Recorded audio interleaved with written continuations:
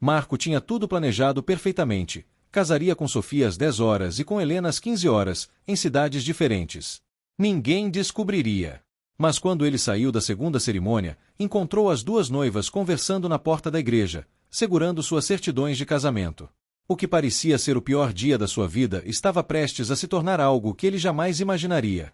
As duas tinham um plano, e ele não fazia ideia do que estava por vir. Marco Silveira sempre foi um homem de dupla personalidade. Não no sentido clínico, mas no sentido de que ele mantinha duas vidas completamente separadas com uma precisão cirúrgica. Durante 5 anos, ele conseguiu o impossível: namorar duas mulheres ao mesmo tempo sem que nenhuma delas desconfiasse. Sofia, a advogada determinada de São Paulo, acreditava que Marco era um consultor de empresas que viajava constantemente. Helena, arquiteta criativa do Rio de Janeiro, tinha certeza de que ele era um investidor que precisava estar sempre em diferentes cidades fechando negócios. A verdade: Marco era apenas um representante comercial comum que havia transformado sua rotina de viagens em um elaborado teatro de mentiras. O plano era audacioso e insano. Marco marcou seu casamento com Sofia para as 10 horas da manhã em um cartório discreto em São Paulo. Às 15 horas, a 400 quilômetros de distância, ele se casaria com Helena em uma cerimônia íntima no Rio de Janeiro. Ele tinha calculado tudo. O voo era às 12h30, chegaria às 13h30, teria tempo de sobra. 2 casamentos, 2 certidões, 2 vidas oficiais. Depois, continuaria alternando entre as duas cidades, agora como marido de ambas. A cerimônia com Sofia foi rápida e burocrática, como ela preferia. Marco assinou os papéis com mãos trêmulas, mas conseguiu manter a compostura. Sofia estava radiante em seu vestido branco simples e elegante, o cabelo castanho preso em um coque impecável. "Eu te amo, meu marido", ela sussurrou ao beijá-lo, e Marco sentiu uma pontada de culpa que rapidamente suprimiu. Não havia tempo para remorso. Ele tinha um avião para pegar. No aeroporto, Marco trocou de roupa no banheiro, guardando o terno cinza que usará no primeiro casamento e vestindo um smoking azul marinho para o segundo. Checou o celular. Mensagens de Helena perguntando se estava a caminho. "Já estou no avião, meu amor. Logo estaremos juntos para sempre", ele digitou, enquanto embarcava. O voo foi um tormento de ansiedade. Marco revisava mentalmente cada detalhe, cada possível falha no plano. Ele tinha 2 celulares, 2 redes sociais separadas, 2 contas bancárias. Nunca postava fotos em redes sociais. Sempre pagava tudo em dinheiro quando estava com elas. Seus amigos sabiam manter a boca fechada porque ele havia inventado histórias diferentes para cada círculo social. Era exaustivo, mas havia funcionado até agora. O táxi do aeroporto até a igreja no Rio pareceu mais longo do que realmente era. Marco chegou às 14h45, com 15 minutos de sobra. Helena o esperava na porta da igreja, um pequeno templo católico em Santa Teresa. Ela estava deslumbrante em um vestido de renda branca, o cabelo loiro em cachos soltos, segurando um buquê de lírios. "Você está atrasado", ela disse com um sorriso nervoso. O trânsito estava impossível. Marco mentiu beijando sua testa. "Mas estou aqui agora. Vamos fazer isso." A cerimônia foi mais elaborada que a primeira. Havia padrinhos, música, votos personalizados. Marco repetiu as palavras do padre em piloto automático, sua mente dividida entre a adrenalina do que estava fazendo e o alívio de estar quase conseguindo. Quando o padre disse "pode beijar a noiva", Marco beijou Helena com uma intensidade que surpreendeu até ele mesmo. Talvez fosse a tensão sendo liberada, ou talvez fosse a última vez que ele poderia ser sincero em algum nível. Após a cerimônia, enquanto assinavam os documentos na sacristia, Marco sentiu seu celular vibrar insistentemente no bolso. Ele ignorou. Provavelmente era Sofia mandando fotos da manhã. Ele responderia depois, quando estivesse sozinho. Mas o celular não parava de vibrar. 10, 15, 20 vibrações seguidas. Algo estava errado. Marco finalmente checou o telefone e seu sangue congelou. Eram mensagens de um número desconhecido. "Saia da igreja. Agora. Sozinho." Ele olhou para Helena, que conversava animadamente com os padrinhos. "Amor, vou até o carro buscar uma coisa. Já volto", ele disse, tentando soar casual. Quando Marco saiu pela porta principal da igreja, o que ele viu fez suas pernas quase cederem. Ali, na calçada, estavam Sofia e Helena, lado a lado, ambas ainda em seus vestidos de noiva, segurando suas respectivas certidões de casamento. Sofia tinha os braços cruzados e uma expressão que Marco conhecia bem. era a expressão que ela usava no tribunal quando estava prestes a destruir o argumento de um oponente. Helena tinha lágrimas nos olhos, mas seu queixo estava erguido em desafio. Oi, marido, disse Sofia, a voz gotejando sarcasmo venenoso. Ou devo dizer maridos? Parece que você é bom em multiplicação. O mundo de Marco desabou. Ele tentou falar, mas nenhum som saiu. Como? Como elas descobriram? Como Sofia chegou ali tão rápido? Você deve estar se perguntando como descobrimos, disse Helena, sua voz mais controlada do que Marco esperaria. Foi surpreendentemente fácil. Sabe aquele seu amigo Bruno, que você diz que é de São Paulo? Bem, ele também é amigo do meu primo. E numa festa há 3 semanas, ele mencionou que você iria se casar em São Paulo hoje de manhã. Meu primo achou estranho e me contou.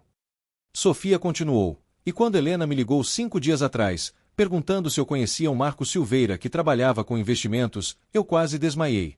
Porque eu conheço um Marco Silveira, mas ele é consultor de empresas. Ou pelo menos era isso que ele me dizia. Nós nos encontramos, disse Helena. Comparamos fotos, mensagens, histórias. Tudo. E decidimos deixar você seguir em frente com seu plano ridículo só para ver até onde você iria. Marco finalmente encontrou sua voz, embora ela saísse trêmula e patética. Eu posso explicar. Não precisa, Sofia o interrompeu. Já sabemos tudo. Sabemos que você é representante comercial, não consultor nem investidor. Sabemos sobre o apartamento alugado em Belo Horizonte, onde você fica quando não está conosco. Sabemos que você tem uma terceira conta bancária, onde guarda o dinheiro que desvia das suas comissões. Fizemos nossa lição de casa. A questão agora, disse Helena dando um passo à frente, não é o que você fez. É o que nós vamos fazer. Marco sentiu um frio na espinha. Ele imaginou denúncias, processos, prisão até. Bigamia era crime. Ele havia assinado documentos legais. Estava acabado. Mas então Sofia disse algo que ele não esperava. Nós temos uma proposta. As duas mulheres se entreolharam e Marco percebeu algo perturbador. Elas não pareciam inimigas. Havia uma cumplicidade ali, uma conexão que ele não compreendia. Nos últimos 5 dias, explicou Helena, nós duas conversamos muito. Descobrimos que temos muito em comum, além do péssimo gosto em homens. Nós nos entendemos. E chegamos a uma conclusão interessante. Você é um mentiroso, um fraudador e um criminoso, disse Sofia, sua voz afiada como uma lâmina. Mas há algo que você fez bem, sem querer, você nos encontrou. Você encontrou duas mulheres que, ironicamente, se complementam perfeitamente. Marco estava completamente perdido. O que vocês estão dizendo? Confessando tudo, o que nos protegerá de qualquer implicação legal. E então, você vai desaparecer da nossa vida. Completamente. E se eu me recusar? Marco perguntou, sabendo que não tinha escolha. Então nós vamos à polícia agora, disse Sofia calmamente. E você explica ao juiz por que achou que cometer bigamia era uma boa ideia. Sua escolha. Marco assentiu derrotado. Está bem. Vou anular tudo. Ótimo, disse Helena. Temos um advogado esperando no escritório da Sofia. Vamos resolver isso agora. O que se seguiu foi uma das experiências mais humilhantes da vida de Marco. No escritório de advocacia, com o advogado como testemunha, ele assinou confissões, pedidos de anulação, acordos de confidencialidade e uma lista interminável de documentos que basicamente garantiam que ele nunca mais poderia chegar perto de Sofia ou Helena sem enfrentar consequências legais severas. Ele também foi obrigado a transferir metade de suas economias para cada uma delas como compensação pelos danos emocionais. Quando tudo terminou, já era noite. Marco estava destruído financeira e emocionalmente. Ele foi escoltado até um táxi e recebeu uma última mensagem de Sofia: se você tentar contato, vamos reabrir o caso.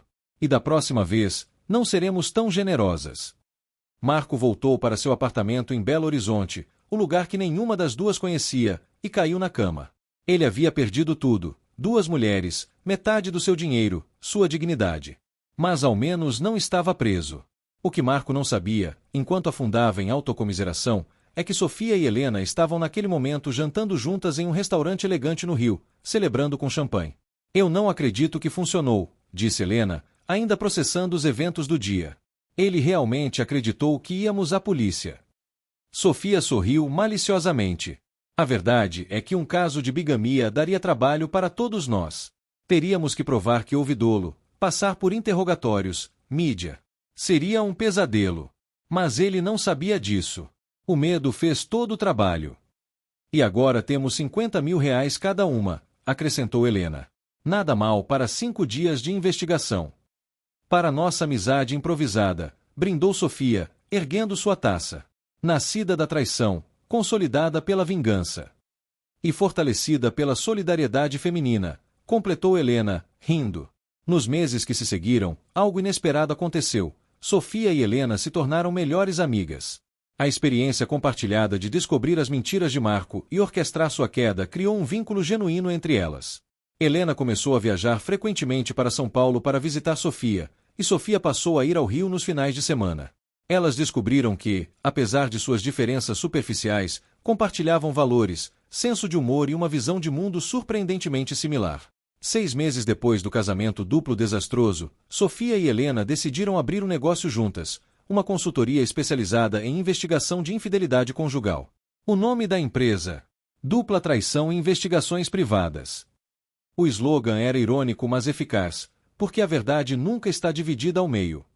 O negócio prosperou rapidamente. A experiência pessoal das sócias dava credibilidade à empresa, e a metodologia delas era impecável. Sofia cuidava da parte legal e dos contratos, enquanto Helena usava sua criatividade para planejar investigações elaboradas. Em um ano, elas tinham escritórios em São Paulo e no Rio, uma equipe de 10 investigadores e uma lista de espera de 3 meses. Quanto a Marco, ele nunca se recuperou completamente. Ele mudou de cidade, tentou recomeçar, mas a paranoia de ser descoberto o perseguia. Cada vez que conhecia uma mulher nova, ele se perguntava se ela saberia sobre seu passado. Ele nunca mais tentou manter 2 relações simultâneas. A lição havia sido aprendida da maneira mais brutal possível. Mas a história tem uma reviravolta final, que ocorreu 2 anos depois do fatídico dia dos 2 casamentos. Sofia estava em seu escritório quando recebeu uma ligação de um número desconhecido. Alô, é a Dupla Traição Investigações? Perguntou uma voz feminina nervosa. Sim, em que posso ajudar? Respondeu Sofia profissionalmente. Eu preciso investigar meu namorado. Eu acho que ele está me traindo com outra mulher. O nome dele é Bruno Andrade. Sofia quase derrubou o telefone. Bruno, o amigo de Marco que havia começado toda a cadeia de revelações ao mencionar o casamento numa festa. Pode me dar mais detalhes? Sofia pediu, tentando manter a voz neutra. Ele diz que trabalha com investimentos e viaja muito. Mas eu encontrei mensagens estranhas no celular dele, e ele sempre tem desculpas para não me levar em certos lugares. Minha amiga acha que ele pode ter outra namorada. Sofia desligou o telefone e imediatamente ligou para Helena. Você não vai acreditar quem acabou de contratar nossos serviços. Quando Helena ouviu o nome de Bruno, ela soltou uma risada incrédula. Você acha que... Só há uma maneira de descobrir, disse Sofia. Vamos aceitar o caso. A investigação sobre Bruno Andrade foi rápida e revelou algo ainda mais chocante. Ele não estava traindo a namorada com uma mulher. Ele estava traindo com 2. E o pior, ele havia aprendido o método com Marco, seu antigo amigo, antes de tudo desmoronar. Sofia e Helena convocaram as 3 namoradas de Bruno para uma reunião. A cena foi quase uma repetição do que havia acontecido com Marco, mas desta vez com uma plateia maior. Bruno tentou correr quando viu as 3 mulheres juntas, mas desta vez Sofia e Helena estavam preparadas. Havia um investigador privado bloqueando a saída. Parece que temos um padrão aqui, disse Helena, quase se divertindo. Homens que acham que podem multiplicar suas vidas amorosas sem consequências. As 3 namoradas de Bruno, assim como Sofia e Helena antes delas, decidiram não envolver a polícia mas extrair sua vingança de outras formas. Bruno foi forçado a assinar confissões, fazer reparações financeiras, e como toque final, Sofia e Helena sugeriram que ele se tornasse um estudo de caso em seminário sobre comportamento infiel que elas agora ofereciam como serviço adicional da empresa. Mas a maior surpresa veio quando uma das namoradas de Bruno, uma jornalista chamada Carla, propôs escrever um livro sobre toda a experiência. Ela entrevistou Sofia, Helena, as outras namoradas e, surpreendentemente, conseguiu convencer Marco a participar também, em troca de anonimato. O livro, intitulado Bigamia Moderna, como 2 casamentos simultâneos criaram um império de investigação, tornou-se um best-seller inesperado. A história absurda de Marco, combinada com a jornada de Sofia e Helena transformando o trauma em negócio lucrativo, capturou a imaginação do público. O livro gerou debates sobre relacionamentos, infidelidade, sororidade e as complexidades do amor moderno. Sofia e Helena foram convidadas para programas de televisão, podcasts e palestras. Elas se tornaram porta-vozes inadvertidas de um movimento sobre honestidade em relacionamentos e apoio mútuo entre mulheres. A empresa Dupla Traição expandiu para outras cidades e se tornou uma franquia nacional. 3 anos após os casamentos simultâneos, Sofia conheceu um professor de história em um lançamento de livro. Rafael era tudo que Marco não era: honesto, transparente, enraizado em um único lugar. Eles começaram a namorar devagar, com Sofia sendo completamente aberta sobre sua história e seus medos. Rafael foi paciente e compreensivo, e após 2 anos, eles se casaram em uma cerimônia simples com Helena como madrinha. Helena, por sua vez, descobriu que estava mais feliz focando em sua carreira e suas amizades. Ela namorou algumas pessoas casualmente, mas decidiu que não estava em busca de um relacionamento sério. Eu já tive meu drama de casamento, ela brincava. Tecnicamente, me casei uma vez. Isso é o suficiente por uma vida. A amizade entre Sofia e Helena se aprofundou com os anos. Elas eram verdadeiras sócias e melhores amigas, unidas por uma experiência que teria destruído pessoas mais fracas. Em vez disso, elas usaram a traição como catalisador para algo positivo e duradouro. Marco, por fim, eventualmente encontrou paz em uma cidade pequena no interior, trabalhando em um emprego simples de gerente de loja. Ele nunca se casou novamente. Ocasionalmente, ele via Sofia e Helena em programas de televisão ou lia sobre o sucesso da empresa delas em revistas, e sentia uma mistura complexa de remorso, vergonha e, estranhamente, orgulho. Ele havia causado dor, mas dessa dor havia nascido algo extraordinário. Em um dia chuvoso de outono, 5 anos após tudo começar, Marco recebeu um e-mail inesperado. Era de Helena. Marco, sei que você provavelmente não esperava ter notícias minhas. Sofia e eu estamos lançando uma fundação para ajudar mulheres vítimas de relacionamentos abusivos e fraudulentos. Gostaríamos de incluir sua história, com sua permissão e anonimato garantido, nos nossos materiais educativos. Não estamos pedindo para fazer as pazes ou retomar contato. Mas sua perspectiva poderia ajudar outros homens a entenderem o impacto de suas ações antes de cometerem erros similares. Pense nisso. Helena. Marco leu o e-mail 3 vezes. Ele poderia facilmente ignorá-lo, continuar sua vida anônima e pacata. Mas algo nele, talvez um desejo tardio de redenção, o fez responder: sim. Eu aceito. É o mínimo que posso fazer. Nos meses seguintes, Marco participou de entrevistas anônimas em vídeo, com voz distorcida e rosto oculto, onde ele falava sobre sua mentalidade na época, suas justificativas e racionalizações, e como ele finalmente compreendeu a magnitude do que havia feito. Os vídeos se tornaram ferramentas educacionais poderosas, mostrando o lado humano da infidelidade sem desculpá-la. Para Marco, foi um processo de cura tardia mas necessária. Para Sofia e Helena, foi o fechamento de um ciclo que havia começado de forma traumática mas se transformou em algo significativo. A história de como Marco se casou com 2 mulheres ao mesmo tempo poderia ter sido apenas mais uma história sórdida de traição e engano. Mas as escolhas de Sofia e Helena transformaram em algo mais. Uma história sobre resiliência, amizade inesperada, empreendedorismo nascido da adversidade e a capacidade humana de transformar experiências negativas em impacto positivo. E quanto à pergunta que ninguém fez mas todos pensaram, Marco alguma vez se arrependeu de ter feito o que fez? Sim. Todos os dias. Mas ele também reconhecia que sem seu erro catastrófico, Sofia e Helena nunca teriam se conhecido, nunca teriam criado sua empresa, nunca teriam ajudado centenas de outras pessoas. Era um legado estranho e não intencional, mas era um legado. Talvez a lição real não fosse simplesmente não traia ou não minta. Era algo mais profundo. Nossas ações têm consequências que vão muito além do que podemos prever. Podemos destruir vidas com nossas escolhas, mas essas mesmas pessoas destruídas têm o poder de reconstruir algo ainda mais forte a partir dos destroços. E assim termina a história extraordinária de como um homem cometeu um dos erros mais estúpidos e egoístas possíveis, e como 2 mulheres pegaram aquele erro e construíram um império, uma amizade e uma nova vida que nenhum deles poderia ter imaginado naquele dia fatídico quando 3 pessoas se encontraram na porta de uma igreja, 2 vestidos de noiva brilhando sob o sol do rio, e o futuro completamente imprevisível. Rio, e o futuro completamente imprevisível.